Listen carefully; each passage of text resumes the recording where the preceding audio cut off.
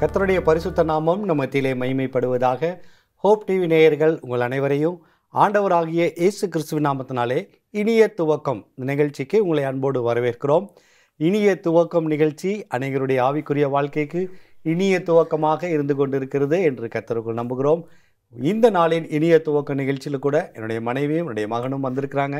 அவங்களை அன்போடு வரவேற்போமா? இந்த நாளின் இனிய துவக்க நிகழ்ச்சி வந்திருக்கிறது ரொம்ப நன்றி. நிச்சயமாக இந்த நிகழ்ச்சி உங்களுக்கு ஆசீர்வாதமாக இருக்கும்னு நான் நம்புகிறேன். உங்களுக்கு ஆசீர்வாதமாக இருக்குதா ஜோசப்? கண்டிப்பாக ஆசீர்வாதமாக இருக்குது. கர்த்தருக்கு ஸ்தோத்திரம்.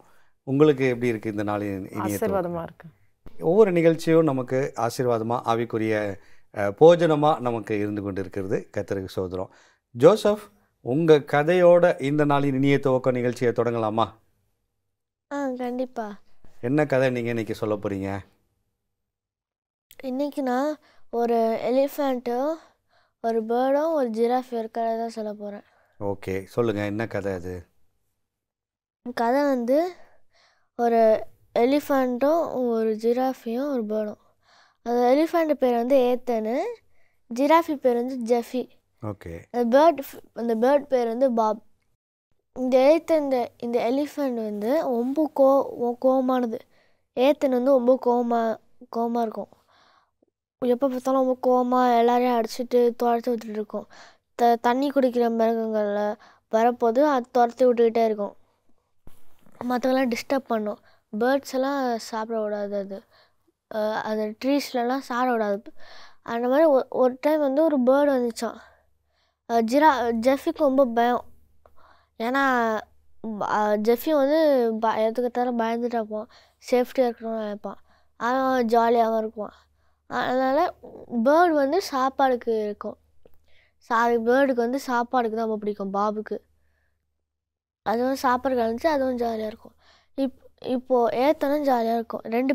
இப்போ வந்து ஏத்தன் வந்து பார்க்குறாங்க, பக்கத்தில் இருக்க ட்ரீயில் பாபு வந்து சாப்பிட்டுட்ருக்கு அதில் இருக்க ஃப்ரூட்ஸ்லாம். அப்போ ஏத்தன் வந்து ஓடி வந்து பாபை துரத்தி விட்டுருச்சு. ஏத்தன் இந்த ஸ்மால் எலிஃபண்ட், அது ஸ்மால் ஜிராஃபியும். ஏத்தன் வந்து இப்போது துரத்தி விட்டனால அந்த இந்த ஸ்மால் பேர்டு வந்து பறந்து போகுது, வேறு இடத்துக்கு போகுது. நாங்கள் சாப்பிட்லாம் அப்படின்னு வேறு இடத்துக்கு போய் சாப்பிட்லான்னு போகுது. போனோடனே அடுத்த நாள் வந்து ஜாலியாக விளாட்ருக்கு. ஜாலியாக விளாட்ருன்னு உங்களுக்கு பசிக்கலையா அப்படின்னு கேட்டபோது, நான் இங்கே நீங்கள் சாப்பிட்டியா, எனக்கு நான் தூங்க போகுது. இல்லையே, நீ துரத்து விட்ட, நீ அங்கே இருப்பேன்னு சொல்லிட்டு தூங்கினாலும் நான் உன்னை சீட் பண்ணக்கூடாது. அதனால நான் வந்து வெளியே போயிட்டு வேறு ஒரு ஊருக்கு போயிட்டு பசினால வேறு ஒரு ஊருக்கு போயிட்டு நல்லா சாப்பிட்டு வந்தேன். அங்கே நிறையா ஃப்ரூட்ஸ் இருந்துச்சு அப்படின்னு சொன்னோன்னே தேங்க்யூன்னு சொல்லிச்சு. அதுக்கப்புறம் உங்கள் எலிஃபண்ட் வந்து ஏத்தன் வந்து ரொம்ப கோவமாக இருந்துச்சு. எப்படி நீ தேங்க்யூ சொல்லலான்னு, அது நீ தானே அனுப்பிச்சி விட்டேன்ன, அது எப்போவுமே தேங்க்யூ சொல்ல, அப்போ நீ கூலாக இருப்பேண்ணா. அதுக்கப்புறம் ஏத்தனும் தேங்க்யூ சொல்ல ஆரம்பிச்சிச்சு. அந்த ஜெஃபி வந்து ஏத்தன் கூட விளாட்ருக்கு வந்துரு. அப்போது தெரியாமல் ஜெஃபி வந்து ஏத்தனை வந்து சேர்க்குள்ளே தள்ளி விட்டுருச்சு. இப்போ வந்து ஏத்தன் சேர்க்குள்ளே தள்ளி விட்டோன்னே ஏத்தன் எழுந்துச்சி வருது. ஐயோ, சேர்க்குள்ளே தள்ளி விட்டோமே பயப்படுது ஜெஃபி. அப்போது ஏத்தன் எழுந்துச்சி வந்துட்டு ஜெஃபி கிட்ட தேங்க்யூன்னு சொல்லிச்சு. எதுக்கு நீ தேங்க்யூ சொல்கிற? நான் ரொம்ப நாளாக குளிக்கவே இல்லை, குளிக்க மாட்டேன்னு, குளிக்கவும் பிடிக்காது. இப்போ நீ சேரில் தள்ளி விட்டல, எப்படி இருந்தாலும் நான் குளிச்சு தான் ஆகணும். குளிக்க விருப்பம் இருந்துச்சானா எனக்கு பிடிக்க மாட்டேங்கிறது அப்படின்னு சொல்லிச்சான். இப்போ நான் எப்படி இருந்தாலும் குளிச்சு தான் ஆகணும், தேங்க்யூன்னு சொல்லிச்சான். அப்புறம் ஜெஃபியும் தேங்க்யூ சொல்ல ஆரம்பிச்சிருச்சு. இது எங்கேருந்து கண்டுபிடிச்ச? பாப் கிட்டேன்னு சொல்ல அப்படின்னு. அப்போ எல்லாமே ஒற்றுமையாக வந்து தேங்க்யூ ஈச் அதர்ஸ் தேங்க்யூ சொல்ல ஆரம்பிச்சிட்டாங்க. அதுக்கப்புறம் எல்லோரும் தேங்க்யூ சொல்ல ஆரம்பித்தாங்களா? எல்லாருக்கும் ஒவ்வொரு காரியத்துக்கும். சரி, இதுலேருந்து நம்ம என்ன கற்றுக்குறோம்? இதுலேருந்து நம்ம எல்லாருக்கும் நன்றி சொல்லணும். நமக்கு நன்மைகள் செய்த எல்லாருக்குமே நன்றி சொல்லி அவங்கள ஆசீர்வதிக்கணும். ஆமென், ஆமென். நம்ம எல்லாருக்கும் நன்றி சொல்லணும் அப்படின்னு நல்ல ஒரு கதையை சொல்லியிருக்கிறாங்க ஜோசப். என்ன வசனம் சொல்ல விரும்புகிறீங்க ஜோசப்? எனக்கு 1 தெசலோனிக்கேயர் 5:18. 1 தெசலோனிக்கேயர் 5:18 நான் வாசிக்கிறேன். எல்லாவற்றிலேயும் ஸ்தோத்திரம் செய்யுங்கள், அப்படி செய்வதே கிறிஸ்து இயேசுவுக்குள் உங்களை குறித்து தேவனுடைய சித்தமாக இருக்கிறது. ஆமென். ஆமென். எல்லாவற்றிலையும் என்ன பண்ணணுமா? ஸ்தோத்திரம் செய்யணுமா? எல்லா காரியங்களுக்காகவும் ஸ்தோத்திரம் சொல்கிறோமா ஆண்டவருக்கு, ஏசப்பாக்கு? ஆமாம், எல்லாத்தையும் நம்ம சொல்லி தான் ஆகணும். சொல்லி தான் ஆகணும். ஆனால் நம்ம சொல்கிறோமா அப்படின்னா இல்லை. சில டைம் நம்ம சொல்கிறோம். நமக்கு நல்லது நடக்கும்போது ஏசப்பாக்கு ஸ்தோத்திரம் சொல்கிறோம். ஆனால் மற்ற நேரத்தில் நம்ம ஸ்தோத்திரம் சொல்கிறோமா எல்லாத்துக்கும், எல்லா காரியங்களுக்காகவும் அப்படின்னா இல்லை, இல்லையா? ஆனால் யோபுக்கிட்ட இருந்து நம்ம கற்றுக்கொள்ளலாம் இந்த ஒரு பாடத்தை. யோபு வந்து டெய்லி ஏசப்பாக்கு பலி செலுத்தி ஸ்தோத்திரம் செலுத்துறாரு. நம்ம சந்தோஷமாக இருக்கிற நேரம் கண்டிப்பாக உற்சாகமாக ஸ்தோத்திரம் சொல்லுவோம். ஆனால் டெய்லி ஆண்டவரே ஸ்தோத்திரம் ஏசப்பா, நன்றி ஏசப்பான்னு நம்ம சொல்லிக்கிட்டே இருக்கோம். ஆனால் சில நேரங்களில் இல்லை, அப்படி செய்கிறது இல்லை. ஆனால் எல்லாவற்றிலையும் வசனம் சொல்லுது, எல்லாவற்றிலையும் நம்ம என்ன பண்ணணுமா? ஸ்தோத்திரம் சொல்லணும் அப்படின்னு சொல்லி. அப்படி சொல்கிறது தான் தேவனுடைய சித்தமாக இருக்குதான். எல்லாத்துக்கும் ஸ்தோத்திரம் சொல்கிறது என்னது? தேவனுடைய சித்தமாக இருக்கிறது அப்படின்னு பார்க்குறோம். அதே போல் அந்த எலிஃபண்ட்டு அந்த பேர்டுக்கிட்டேருந்து கற்றுக்கிடுச்சு, அந்த பறவைக்கிட்டேருந்து, இல்லையா? அந்த பறவை, நீ என்னை துரத்தி விட்டதுனால தான் நான் என்ன பண்ணேன், பக்கத்து இடத்துல நல்ல ஒரு ஃபீல்டு கிடச்சிது, நல்லா போய் சாப்பிட்டேன், நல்லா திருப்தியாக சாப்பிட முடிஞ்சுதுன்னு. இப்போ நமக்கு நடக்கிற தீமைக்கு கூட ஆண்டவருக்கு நன்றி சொல்லணும். அந்த தீமையின் வாயிலாக ஆண்டவர் நமக்கு ஒரு நன்மையை வச்சுருப்பாங்க அப்படின்னு தான். ஸோ அதுக்கப்புறம் யானையும் ஜெஃபி, அதாவது ஜிராஃபியும் என்ன பண்ண ஆரம்பிச்சிது, ஒட்டகச்சிவிங்கியும் எல்லாத்துக்கும் நன்றி சொல்ல ஆரம்பிச்சிது அப்படின்னு பார்க்குறோம். இந்த விலங்குகள்கிட்டருந்து நம்ம நல்லா கற்றுக்கலாம், இல்லை? எப்போவும் எல்லாவற்றுக்கும் நாமளும் என்ன பண்ணணும்? நன்றி சொல்லணும். ஏசப்பாக்கு எப்போவும் நன்றி சொல்லணும். தேங்க்யூ ஜீசஸ், ஸ்தோத்திரம் ஏசப்பா, இந்த உணவுக்காக நன்றி ஆண்டவரே, இந்த படிப்புக்காக நன்றி ஆண்டவரே, இந்த ஸ்கூலுக்காக நன்றி ஆண்டவரே. எல்லாவற்றிலையும் நம்ம என்ன பண்ணணுமா? ஸ்தோத்திரம் சொல்லணுமா? நல்ல கதையை சொன்னீங்க, நல்ல வசனமும் சொன்னீங்க. ரொம்ப பிளெஸ்ஸிங்காக இருந்தது Joseph. Thank you. God bless you. நம்ம தொடர்ந்து இந்த நிகழ்ச்சியில் நம்ம இன்னொரு தியானத்தை நம்ம படிக்கலாம், ஒரு சிறிய இடைவேளைக்கு பின். நேயர்களே, ஒரு சிறிய இடைவேளைக்கு பின் இனிய துவக்கம் இந்த நிகழ்ச்சி மீண்டும் தொடரும். நேயர்களே, இடைவேளைக்கு பின் இனிய துவக்கம் இந்த நிகழ்ச்சிக்குள்ளாய் மீண்டும் உங்களை அன்போடு வரவேற்கிறோம். இடைவேளைக்கு முன்னாடி இனிய துவக்கம் நிகழ்ச்சியில் ஜோசப் அழகான ஒரு கதை சொன்னார். நம்ம எல்லாவற்றிலையும் ஸ்தோத்திரம் செய்யணும் அப்படின்னு வசனத்தையும் சொல்லி கொடுத்தாங்க. ரொம்ப உற்சாகமாக இருந்தது. தொடர்ந்து நாம் நிகழ்ச்சியின் இந்த பகுதியில் எதை குறித்து படிக்க இருக்கிறோம்? நிகழ்ச்சியின் இந்த பகுதியில் சாட்சியுள்ள ஜீவியத்தால் மற்றவர்களை ரட்சித்தவர்களை குறித்து நம்ம பார்த்துட்ருக்கோம். அநேகர் நம்ம சாட்சியாக ஜீவிக்கிறோம். அந்த சாட்சியாக ஜீவிக்கிறது யாரை பார்த்து நம்ம ஜீவிக்கிறோம்? யார் நம்மளுக்கு கற்றுக் கொடுத்தது? இயேசு கிறிஸ்து. இயேசு கிறிஸ்து தான் நம்மளுக்கு என்ன பண்ணுறாங்க? சாட்சியுள்ள ஜீவியத்தை கற்றுக் கொடுத்தாங்க. நம்மளுக்கு முன்மாதிரியாக இந்த உலகத்தில் இயேசு கிறிஸ்து வாழ்ந்து காட்டியிருக்காங்க. அவங்க இந்த உலக வாழ்க்கையில் அவங்க ராஜாவாக வாழலை. நம்மளை மாதிரி மனிதனாக பிறந்து நம்மளை மாதிரியே அவங்க ஒரு ஒரு வீட்டில் வாழ்ந்து அப்பா அம்மாவால் வளர்க்கப்பட்டு பல பாடுகளை பட்டு சோதிக்கப்பட்டு ஆண்டவர் எல்லா விஷயத்துலேயும் நம்மளுக்கு முன்மாதிரியே நம்மளுக்கு காண்பித்து போயிட்டுருக்காங்க. அப்போது இயேசு கிறிஸ்துடைய வாழ்க்கை எப்படி உள்ள ஜீவியம், எப்படி அவங்க இந்த உலகத்தில் ஜீவிச்சாங்க, வாழ்ந்தாங்க அப்படின்னு சொல்லி பார்க்க போனால், ஆண்டவர் சிறு வயதிலிருந்தே ஒரு சாட்சியுள்ள ஜீவியம்தான் வாழ்ந்தாங்க. பெற்றோருக்கு கீழ்ப்படுகிற பிள்ளையாக இருந்தாங்க. அது மாதிரி வேத வாக்கியங்கள் எல்லாம் கீழ்ப்படிந்து கற்றுக்கொண்டாங்க. போதகர்மார்கிட்ட பேசும்போது கூட அவங்க அந்தளவு ஞானத்தோடு அந்த வேத வாக்கியங்கள்லாம் அவங்க சம்பாஷிக்கிறத நம்ம வேதாங்கமத்தின் மூலமாக அறியலாம். அவ்வளோ ஆண்டவர் அப்படி இருக்கிறாங்க. சாட்சியாக ஆண்டவர் சின்ன வயசுலேயே அவங்க சாட்சியுள்ள ஜீவியத்தை வெளிப்படுத்துகிறாங்க. அவங்க சம்பாஷிக்கும் போது கூட நம்ம அதை பற்றி யோசிக்கலாம். அந்தளவுக்கு வேதத்தின் மேலே அவங்களுக்கு ஒரு பக்தி இருந்துச்சு. வேத கருத்துக்களை ஆராயணும், அறிந்து கொள்ளணும் அப்படின்னு சொல்லிட்டு. இப்போ உள்ள காலகட்டத்தில் அப்படி பிள்ளைங்கள் இருக்காங்களா நம்ம யோசிச்சு பார்க்கணும். வேதத்தை அறியணும், இன்னும் அறியணும், இந்த டவுட்டு வேதத்தில் எனக்கு வருது, இதை சொல்லி கொடுங்கப்பா அப்படின்னு சொல்லிட்டு கேட்டு அவங்க ஆராய்ந்து அறிந்துக்கிறாங்களா பிள்ளைங்க? அவங்க மேலே நம்ம ஒரு கேர் எடுத்துக்கணும். ஏன்னா சின்ன வயசுலேருந்தே வளரும் போது சாட்சியாக வாழ்ந்தாதான், அந்த வேத வசனங்கள்லாம் அவங்க ஆர்வத்தோடு கற்றுக்கிட்டாதான் பின்னாடி வளரும் போது அது அவங்க வாழ்க்கைக்கு என்ன பண்ணும்? ஆசீர்வாதமாக இருக்கும். சிறு வயதுலேயும் அவங்க தங்கள் சாட்சியின் ஜீவியத்தை வெளிப்படுத்தினதை பார்க்கலாம். வாலிப வயசில் வரும் பொழுதும் பல சோதனைகள் வருது. வாலிப வயசில் இயேசு கிறிஸ்து ஊழியத்துக்குள்ளே வரும்போது சோதனைகளை ஆண்டவர் மேற்கொண்டாங்க. எப்படின்னு பார்த்தீங்கன்னா, ஜெபத்தின் மூலமாக ஆண்டவர் மேற்கொண்டாங்க. 40 நாள் ஆண்டவர் சோதிக்கப்படும் போதும் ஆண்டவர் ஜெபத்தில் தான் இருந்தாங்க. ஆண்டவர் வந்து தனித்து வனாந்தரமான இடத்திற்கு போய் ஜெபம் பண்ணுறாங்க. அதை மாதிரி தனித்து ஜெபம் பண்ணும்படி மலையின் மேல் ஏறினார் அப்படின்னு பார்க்கலாம். அதை மாதிரி அதிகாலையில் அதிக இருட்டோடு எழுந்து இயேசு கிறிஸ்து ஜெபம் பண்ணதை நம்ம பார்க்கலாம். இயேசு கிறிஸ்து தனிமையாக நிறைய டைம் வந்து ஜெபத்தில் செலவு பண்ணதுனால தான் அவங்களால வந்து ஊழியத்தில் இன்னும் வல்லமையாக அவங்க எல்லாத்தையும் ஃபேஸ் பண்ணி வெற்றியுள்ள ஒரு ஜெயமாக இப்போ வந்து ஜெயித்து உலகத்தை ஜெயித்து பிதாவின் சந்நிதியில் வந்து வலது பார்சத்தில் உட்கார்ந்துருக்கதை நம்ம பார்க்கலாம்.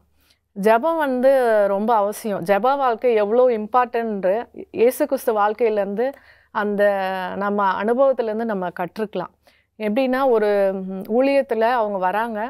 ஃபஸ்ட்டு அந்த சோதனையிலும் இயேசு கிறிஸ்து பிசாசினால் சோதிக்கப்படும் போதும் அவங்க வந்து ஜெபம் பண்ணி அவங்க ஆவிக்குரிய வாழ்க்கையில் இன்னும் பலப்படுத்திக்கிட்டாங்க. தன்னை பலப்படுத்தினால அவங்க அதில் அந்த சோதனையிலும் பிசாசை வென்று வெளியே வந்தாங்க வசனத்தின் மூலமாக. அதுக்கப்புறம் பார்த்திங்கன்னா 12 சீஷர்கள் அவங்க தேர்ந்தெடுக்கிறாங்க, 70 சீஷர்கள் தேர்ந்தெடுக்கிறாங்க. அதுக்கு முன்பதாக பார்த்திங்கன்னா ஆண்டவர் தனியாக போய் ஜெபம் பண்ணிட்டு வந்திருப்பாங்க. ஜெபம் பண்ணிட்டு வந்து தான் அந்த 12 சீஷர்களையும் ஆண்டவர் வந்து தேர்ந்தெடுக்கிறத பார்த்துக்கலாம். மறுரூபம் மலைக்கு போய் அவங்க வந்து அந்த மலையில் போய் மறுரூபம் ஆகும்போது ஜெபம் பண்ணினாங்க. ஜெபம் பண்ணி தான் அவங்க மறுரூபம் ஆகுறாங்க. ஆண்டவர் பார்த்திங்கன்னா ஒரு மலைக்கு போய் ஜெபம் பண்ணிட்டு தான் கீழே வரும்போது அசுத்தாவி உள்ள ஒருத்தங்களை கூட்டிகிட்டு வராங்க. இந்த பிசாசை துரத்த முடியலையே அப்படின்னு கேட்கும்போது ஆண்டவர் சொல்கிறாங்க, சில வித பிசாசு உபவாசத்தினாலும் ஜெபத்தினாலும் இல்லைன்னா போகாது அப்படின்னு சொல்லும் போது அவங்க ஜீவியத்திலேருந்து என்ன சொல்கிறாங்க, அதை கற்றுக்கொண்டதை அவங்களுக்கு போதிக்கிறாங்க. நீங்கள் இதுக்கு ஜெபம் பண்ணணும், இதுக்கு உபவாசிக்கணும், அப்படி தான் இந்த பிசாசு போகும் அப்படின்னு சொல்கிறாங்க. அப்போது நம்ம வாழ்க்கையிலையும் சில காரியங்கள் செய்கிறதுக்கு ஆண்டவருடைய ஜீவியத்திலேருந்து நம்மளுக்கு கற்றுக் கொடுக்குறாங்க. ஆண்டவர் உடனே சொல்கிறார், உடனே போயிடுச்சு அந்த பிசாசு. ஆண்டவர் அப்போ மலையில் மேலே ஏறி ஜெபம் பண்ணிட்டு தான் கீழே இறங்கி வரும்போது இந்த சம்பவம் நடைபெறுது. அதே மாதிரி கல்வாரி சிலுவையில் ஆண்டவர் மரிக்கிறதுக்கு முன்பதாகவும் கெத்செமனே தோட்டத்தில் அதிக வியாகுலத்தோடு ஜெபம் பண்ணுறதை பார்க்கலாம். சாட்சியுள்ள ஜீவியம் ஆண்டவர் வாழ்ந்தாங்கன்னா ஜெபம் வந்து பிதாவோடு ஆண்டவர் எப்போவுமே ஒரு உறவு இருந்துச்சு. அந்த பிதாவோடு கொண்டிருந்த உறவு எப்பொழுதுமே பிதாவும் அவரும் ஒன்றாக இருந்தாங்க. பிதா குமாரன் பரிசுத்த ஆவியானவர் ஒன்றாக இருந்தாங்கன்னு பார்க்கலாம். யோவான் 17ஆம் அதிகாரத்தில் ஆண்டவர் ஜெபிக்கும் போது நாம் ஒன்றாக இருப்பது போல இவர்களும் ஒன்றாக இருக்கும்படி வேண்டிக்கொள்கிறேன் அப்படின்னு சொல்கிறாங்க. அப்போது ஒரு பிரிக்க முடியாத ஒரு பந்தம், நல்லா அவங்க வந்து எப்போவுமே ஒன்றாகவே இருக்கிறாங்க. நம்மளும் அதே மாதிரி இயேசு கிறிஸ்துக்குள்ளே ஒன்றாக இருக்கிறோமா? அப்படி இருந்தால் தான் நம்மளும் சாட்சியுள்ள ஜீவியம் இந்த உலகத்தில் வாழ முடியும். அது மாதிரி இயேசு கிறிஸ்து வாழ்ந்தப்போ நிறைய பேர் வந்து இயேசு கிறிஸ்துவை தேவன் என்று சாட்சி கொடுத்தாங்களே பார்க்கலாம். ஒரு டைம் பேதுருக்கிட்ட ஆண்டவர் கேட்குறாங்க, நீ என்னை யாருன்னு சொல்கிற அப்படின்னு. ஜீவனுள்ள தேவனுடைய குமாரனாகிய கிறிஸ்து என்று சொல்கிறாங்க. இன்னொரு இடத்துலையும் நம்ம பார்க்கும்போது லூக்கா 4ல் வந்து 18ஆம் வசனத்தில் கர்த்தருடைய ஆவியானவர் என்மேல் இருக்கிறார், தரித்திரருக்கு சுவிசேஷத்தை பிரசங்கிக்கும்படி என்னை அபிஷேகம் பண்ணினார், இருதயம் நொறுங்குண்டவர்களை குணமாக்கவும், சிறைப்பட்டவர்களுக்கு விடுதலையும், குருடருக்கு பார்வையை பிரசித்தப்படுத்தவும், நொறுங்குண்டவர்களை விடுதலையாக்கவும், கர்த்தருடைய அனுக்கிரக வருஷத்தை பிரசித்தப்படுத்தவும் என்னை அனுப்பினார் என்று எழுதியிருக்கிற இடத்தை கண்டு அடுத்த வசனத்தில் எல்லாரும் அவங்கள பார்த்துட்டு இருக்கும் போது உங்கள் காதுகள் கேட்க இந்த வேத வாக்கியம் இன்றைய தினம் நிறைவேறிற்று அப்படின்னு ஆண்டவர் சொல்கிறாங்க. ஆண்டவர் எல்லாத்தையுமே செஞ்சாங்க. இருதய நறுங்குண்டவர்களை வந்து அவங்க காயம் கட்டினாங்க, சிறுமைப்பட்டவர்களுக்கு உதவி செஞ்சாங்க, குருடருக்கு பார்வை அளித்தாங்க. அந்த வேத வாக்கியம் இன்றைய தினம் நிறைவேறிற்று. அவங்க சாட்சியுள்ள ஜீவியத்தை என்ன பண்ணுறாங்க, வாழ்கிறாங்கன்னு பார்க்கலாம். லூக்கா 4:36லையும் அவங்க 37ல் அவருடைய கீர்த்தி சுற்றிலும் இருந்த நாடுகளில் உள்ள இடங்களில் பிரசித்தமாயிற்று. ஆண்டவருடைய கீர்த்தி எல்லா இடங்களும் பிரசித்தமாயிற்று. அந்த அளவுக்கு ஆண்டவர் வந்து தங்களுடைய சாட்சியின் ஜீவியத்தினாலும் அற்புதத்தினாலும் ஆண்டவருடைய கீர்த்தி எல்லா இடங்களிலும் பரம்பிட்டு நம்ம பார்க்கலாம். அதே மாதிரி கடைசியாக மத்தேயு 27:54 பார்க்கும்போது ஆண்டவர் மரித்து தன்னுடைய ஜீவனை விடும் பொழுது அந்த 100க்கு அதிபதியும் அவங்க கூட இருந்த மக்களும் சேர்ந்து என்ன சொல்கிறாங்க, மெய்யாகவே இவர் தேவனுடைய குமாரன் அப்படின்னு சொல்லிட்டு சாட்சி கொடுக்குறத பார்க்கலாம். நம்மளை பற்றி நம்மளே கூட சாட்சி கொடுக்கலாம். ஆனாலும் அந்த இடத்துல தேவன் இவர் மெய்யானவே இவர் தான் தேவன் அப்படின்னு சொல்லிட்டு அவர் ஜீவனை விட்ட டைமில் கூட சாட்சியாகி தான் மரிக்கிறாங்க இயேசு கிறிஸ்து. அவர் உயிரை விட்ட டைமில் அந்த இடத்துல இருந்த நூற்றுக்கு அதிபதியும் அந்த கூட இருந்த மக்களும் சொல்கிறாங்க, மெய்யாகவே இவர் தேவனுடைய குமாரன் குமாரனாக இருந்தார் அப்படின்னு சொல்கிறாங்க. ஒரு சாட்சியாக இயேசுவை குறித்து சொல்கிறத பார்க்குறோம். தொடர்ந்து நம்ம இதை குறித்து படிக்கலாம் ஒரு சிறிய இடைவேளைக்கு பின்னாடி. நேயர்களே, ஒரு சிறிய இடைவேளைக்கு பின் இனிய துவக்கம் இந்த நிகழ்ச்சி மீண்டும் தொடரும். நேயர்களே, இடைவேளைக்கு பின் இனிய துவக்கம் இந்த நிகழ்ச்சிக்கு மீண்டும் உங்களை அன்போடு வரவேற்கிறோம். இடைவேளைக்கு முன்னாடி இனிய துவக்கம் நிகழ்ச்சியில் இயேசு கிறிஸ்து எப்படி சாட்சியாக வாழ்ந்தார் அப்படின்றத குறித்து, அவர் சாட்சியாக வாழ வேண்டிய அவசியம் இல்லை, ஆனால் நமக்கு உதாரணத்தை வச்சுட்டு போயிருக்கிறாங்கல்ல, இப்படி தான்ப்பா நீங்கள் வாழணும்னு. சிறு வயசுலேருந்து அவர் ஊழியம் செய்த காலம் வரைக்கும், சிலுவையில் தொங்கின வரைக்கும் சாட்சியாக நமக்கு வாழ்ந்துட்டு போயிருக்கிறாங்க இல்லையா. அது சிலுவையில் தொங்கும் போது அந்த சுற்றி இருந்த ஜனங்களும் நூற்றுக்கு அதிபதியும் சாட்சியாக சொன்ன ஒரு காரியத்தை நம்ம பார்த்தோம். தொடர்ந்து சொல்லுங்கள் அதை குறித்து. அந்த நூற்றுக்கு அதிபதியும் அவங்க பக்கத்தில் இருக்க ஒரு கூட்டமும் அவங்க சொல்கிற காரியம் மெய்யாகவே இவர் தேவனுடைய குமாரன் தான் அப்படின்னு சொல்கிறாங்க. என்னென்னா, அவங்க துன்பப்படுத்தும் போதோ, அவங்க துப்பும் போதோ, அவங்க கொட்டும் போதோ எல்லாவற்றிலையும் ஆண்டவர் பொறுமையாக எல்லாவற்றையும் பாடுகளே அவங்க சகிச்சாங்கன்னு பார்க்கலாம். அந்த ஒரு காரியம் மற்ற ஒரு உலக மக்களோ ஒரு உலகத்தானோ அந்த இடத்துல இருந்தாங்கன்னா அவங்க என்ன பண்ணியிருப்பாங்கன்னா, ஏதாவது பேசியிருப்பாங்க, அவங்க துன்பப்படுத்துகிறவங்கள திட்டியிருப்பாங்க, ஏதாவது ஒரு வார்த்தையினால் ஏதாவது காயப்படுத்தியிருப்பாங்க. ஆனால் இயேசு கிறிஸ்து வையப்படும் போது பதில் வையாமலும், பாடுபடும் போது பயமுறுத்தாமலும், யாருமே பயப்படுத்தலை, நியாயமாய் தீர்ப்பு செய்கிறவருக்கு தம்மை ஒப்புவித்தார். இந்த வார்த்தையினால் அவருடைய சகிப்புத்தன்மை, அவருடைய பொறுமை, அவருடைய அன்பு, அந்த சிலுவையிலையுமே ஒரு ரட்சிப்பு பக்கத்தில் இருந்து அந்த 2 கல்லறைகளும் ஒருத்தங்க ரட்சிப்புக்குள்ளாக நடத்தினது, அவங்களுடைய எல்லா காரியங்களும் அந்த நூற்றுக்கு அதிபதியும் கூட இருந்தவங்களும் பார்த்ததுனால தான் சொல்கிறாங்க, மெய்யாகவே இவர் தேவனுடைய குமாரன் சொல்கிறாங்க.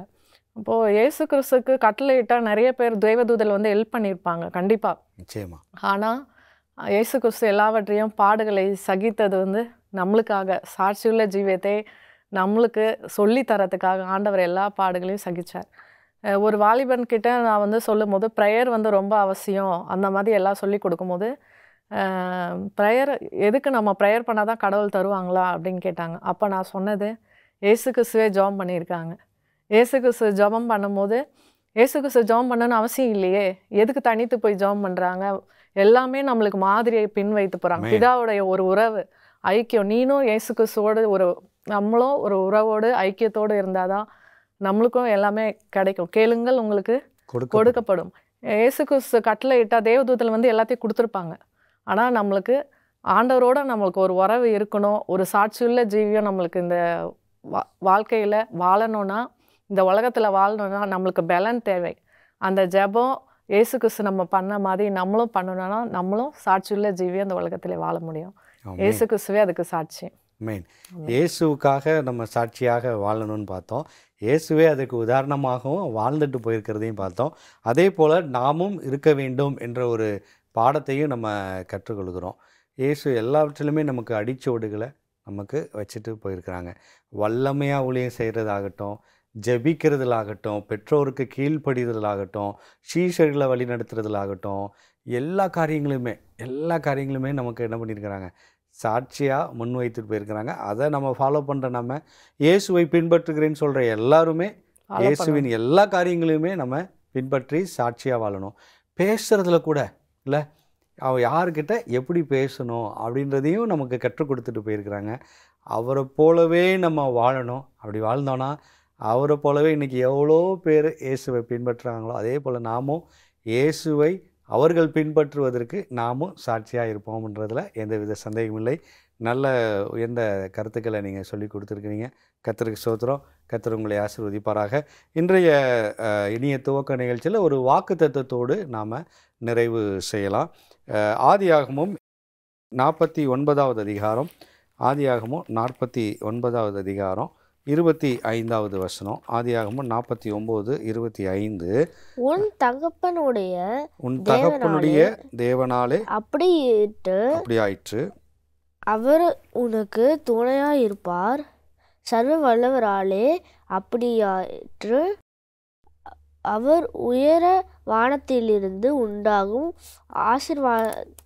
ஆசீர்வாதங்களினாலும் கீழே ஆழத்தில் உண்டாகும் ஆசீர்வாதங்களினாலும் ஸ்தனங்களுக்கும் கர்ப்பங்களுக்கும் உரிய ஆசீர்வாதங்களினாலும் உன்னை ஆசீர்வதிப்பார். ஆமென், ஆமென். நல்ல ஒரு வாக்குத்தத்தம். இயேசுப்பா எப்படி ஆசீர்வதிப்பாங்களாம்? முழுமையான ஒரு ஆசீர்வாதம். எல்லாவற்றினாலும் வானத்திலிருந்து வரக்கூடிய ஆசீர்வாதங்கள்னாலும், மழையாகட்டும், பனியாகட்டும், அந்த மாதிரியான காரியங்கள், தேவன் பரத்திலிருந்து கொடுக்கக்கூடிய ஞானமாகட்டும், எல்லா காரியங்களாலும் ஆசீர்வதிப்பார். அது மாத்திரமல்ல, பூமியில் உள்ள ஆசீர்வாதம், நீ கைட்டு செய்கிற வேலை எல்லாவற்றிலும் உன்னை ஆசீர்வதிப்பார். நீ எதிர்பார்த்துருக்கிற உன்னுடைய சந்ததி சனங்கள் கர்ப்பங்களுக்குள்ள ஆசீர்வாதத்தினாலும் உன்னை ஆசீர்வதிப்பார். எல்லாமே ரொம்ப அவசியமாக இருக்குது. நம்முடைய வாழ்க்கைக்கு எல்லாமே அவசியமாக ஒன்றாக இருக்கிறது. அது எல்லாவற்றாலும் நான் உன்னை ஆசீர்வதிப்பேன் என்று ஆண்டவர் இந்த நாளில் நமக்கு வாக்களித்திருக்கிறார். எந்த ஒரு காரியத்தை எதிர்பார்த்துட்டு இருந்தாலுமே அந்த ஒரு காரியத்தினால நான் உன்னை ஆசீர்வதிப்பேன். ஒருவேளை ஞானத்தில் குறைவுல இருந்தால் அதையும் நான் உனக்கு கொடுத்து ஆசீர்வதிப்பேன். வானத்திலேருந்து மழை ரொம்ப நாளாக இல்லையா ஆண்டவரேனா, அந்த மழையை கொடுத்து நான் உனக்கு ஆசீர்வதிப்பேன். கீழே பூமியில் நான் கைட்டு செய்கிற வேலையில் எனக்கு இப்படி இருக்குது அப்படின்னா அதுலேயும் நான் உன்னை ஆசீர்வதிப்பேன். நீ எதிர்பார்த்துருக்கிற கர்ப்பத்தை காத்திருக்கிற யாராக இருந்தாலும் சரி, நான் உனக்கு கொடுத்து ஆசீர்வதிப்பேன் என்று ஆண்டவர் இந்த நாளில் வாக்களிக்கிறார். முழுமையான ஆசீர்வாதத்தினால நம்மை ஆண்டவர் நிரப்புகிற தேவனா. எல்லாமே அவர் கையிலேருந்து தானே வருது இல்லையா? எல்லாமே அவர் கரத்திலிருந்து வருகிறது. அதனால் உன்னை ஆசீர்வதிப்பேன் என்று சொல்லி இந்த நாளில் நம்மை ஆசீர்வதிக்கிறார். அந்த ஆசீர்வாதத்தை ஒரு ஜெபத்தோடு நாம் பெற்றுக்கொள்வோமா? எங்கள் அன்புள்ள ஆண்டவரே, அருமையான இந்த நிகழ்ச்சிக்காக நாங்கள் நன்றி செலுத்துகிறோம். ஆண்டவரே, எல்லாவற்றிலும் சோஸ்திரம் செய்யுங்கள் என்று கற்றுக் கொடுத்தீர். நன்றி ஏசப்பா. இந்த நிகழ்ச்சிக்காக, இதிலிருந்து கற்றுக்கொண்ட பாடங்களுக்காக நன்றி செலுத்துகிறோம். உண்மையே நாங்கள் முன்மாதிரியாக வைத்து எங்களுடைய வாழ்க்கையை, சாட்சியுள்ள ஜீவியத்தை நடத்துவதற்கு எங்களுக்கு கிருபை செய்யுங்க ஏசப்பா. விசேஷமாக இதை பார்த்து கொண்டிருக்கிற ஒவ்வொரு நேரம் வானத்திலிருந்து உண்டாக ஆசீர்வாதம், பூமியிலிருந்து உண்டாக ஆசீர்வாதம், எதிர்கால சந்ததிக்கு உண்டான ஆசீர்வாதம் எல்லாவற்றினாலும் நீர் ஆசீர்வதிக்கும்படியாய் இயேசுவின் மூலம் ஜெபிக்கிறோம் எங்கள் ஜீவனுள்ள நல்ல பிதாவே. ஆமென், ஆமென். கர்த்தருக்கு ஸ்தோத்திரம். இந்த நிகழ்ச்சியில் தொடர்ந்து கலந்து கொண்டு உங்களுடைய கருத்துக்களை, ஆவிக்குரிய அநேக விசேஷங்களை பகிர்ந்து கொண்டதுக்கு மிக்க நன்றி. கர்த்தர் உங்கள் இருவரையும் ஆசீர்வதிப்பாராக. நேயர்களே, இந்த நாளின் இனிய துவக்கம் நிகழ்ச்சி உங்களுக்கு ஆசீர்வாதமாக இருந்திருக்கும் என்று கர்த்தருக்குள் நம்புகிறோம். முழுமையான ஒரு வாக்கு தத்தத்தின் ஆசீர்வாதம், அது மாத்திரமல்ல இயேசுவை குறித்து ஒரு நல்ல சாட்சியுள்ள ஜீவியத்தை குறித்த கருத்துக்கள் மற்றும் நல்ல ஒரு கதையை நம்ம கேட்டிருக்கிறோம். நிச்சயமாக இவைகள் உங்களுக்கு ஆசீர்வாதமாக இருந்திருக்கும் என்று கர்த்தருக்குள் நம்புகிறோம். மீண்டும் மற்றொரு நிகழ்ச்சியில் உங்களை சந்திக்கிறோம். அதுவரை தேவன் உங்களை ஆசீர்வதிப்பாராக. ஆமென்.